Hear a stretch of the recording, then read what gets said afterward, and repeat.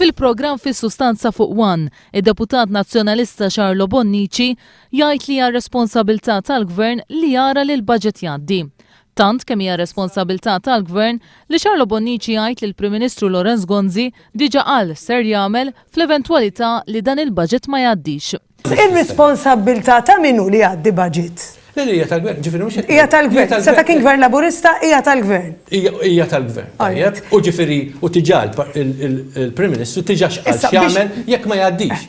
Min-naħa l-oħra waqt programm fuq l-istazzjon tar-radju tal-Partit Nazzjonalista, Radio 101, kienu diversi l-partitarji nazzjonalisti li ċemplu staqsew dwar l-inċertezza li qed tiddomina fil-Parlament.